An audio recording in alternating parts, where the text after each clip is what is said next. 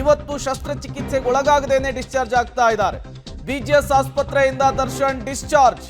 48 ದಿನಗಳ ಬಳಿಕ ದರ್ಶನ್ ಅವರು ಡಿಸ್ಚಾರ್ಜ್ ಆಗ್ತಾ ಇರುವಂತಹದ್ದು. ನಟ ಧನುವೀರ್ ಕಾರ್ನಲ್ಲಿ ದರ್ಶನ್ ತೆರಳುತ್ತಾ ಇದ್ದಾರೆ.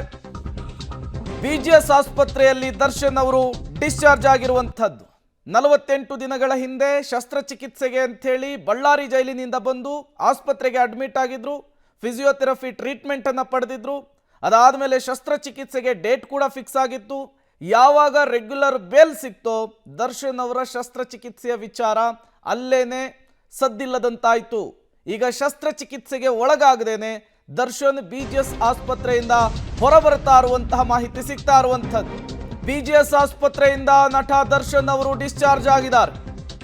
RR ನಗರದ ಮನೆಗೋ ಪತ್ನಿ ವಿಜಯಲಕ್ಷ್ಮಿ ಅವರ ಫ್ಲಾಟ್ಗೆ ಹೋಗ್ತಾರೋ ಅನ್ನೋದು ಈಗಿರುವಂತಹ ಪ್ರಶ್ನೆ. ಆಸ್ಪತ್ರೆಯಿಂದ ದರ್ಶನ್ ತೆರಳೋದು ಎಲ್ಲಿಗೆ ಅನ್ನುವಂತಹ ಕುತೂಹಲ ಇದೆ. ಏಕೆಂದರೆ ಬಳ್ಳಾರಿ ಜೈಲಿನಿಂದ ಬಂದಾಗ ನೇರವಾಗಿ ಹೋಗಿದ್ದು ಪತ್ನಿಯವರ ನಿವಾಸಕ್ಕೆ, RR ನಗರದ ನಿವಾಸಕ್ಕೆ ಹೋಗಲಿಲ್ಲ. ಈಗ ಮತ್ತೆ 48 ದಿನಗಳ ಬಳಿಕ ಆಸ್ಪತ್ರೆಯಿಂದ ಡಿಸ್ಚಾರ್ಜ್ ಆಗ್ತಾ ಇದ್ದಾರೆ. ಎಲ್ಲಿಗೆ ಹೋಗ್ತಾರೆ ಅಂತ ಹೇಳಿ ಡೀಟೇಲ್ಸ್ ಅನ್ನು ಕೊಡ್ತಾರೆ ಮಾದೇಶ್. ದೂರವಾಣಿ ಸಂಪರ್ಕದಲ್ಲಿ ಜಾಯ್ನ್ ಆಗಿದ್ದಾರೆ.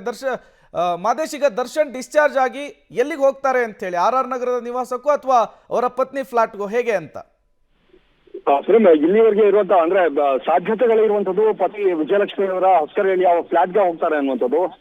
ಆದ್ರೆ ಗೊತ್ತಿಲ್ಲ ಯಾವ ರೀತಿಯಾದಂತ ತೀರ್ಮಾನಕ್ಕೆ ಬರ್ತಾರೆ, ದರ್ಶನ್ ಯಾವ ರೀತಿಯಾದಂತ ಯೋಚನೆಯನ್ನ ಮಾಡ್ತಾರೆ ಅನ್ನೋದು ಗೊತ್ತಿಲ್ಲ. ಯಾಕಂದ್ರೆ RR ನಗರದ ಮನೆಗೆ ಹೋಗೋಣ ಅಂದ್ರೆ ಅದು ಸಾಧ್ಯತೆಗಳಿದೆ. ಆದ್ರೆ ಹೆಚ್ಚಿನ ಸಾಧ್ಯತೆ ಇರುವಂತದ್ದು ಹೊಸಕರಹಳ್ಳಿಯ ವಿಜಯಲಕ್ಷ್ಮಿ ಅವರ ಫ್ಲಾಟ್ಗೆ ಹೋಗುವಂಥದ್ದು. ಯಾಕಂದ್ರೆ ಅಲ್ಲಿ ಸೆಕ್ಯೂರಿಟಿ ಸಮಸ್ಯೆ ಬರಲ್ಲ, ಮತ್ತೆ ಅಭಿಮಾನಿಗಳು ಹೆಚ್ಚಿನ ಸಂಖ್ಯೆಯಲ್ಲಿ ಅಲ್ಲಿ ಬರೋದಕ್ಕೆ ಸಾಧ್ಯ ಆಗೋದಿಲ್ಲ.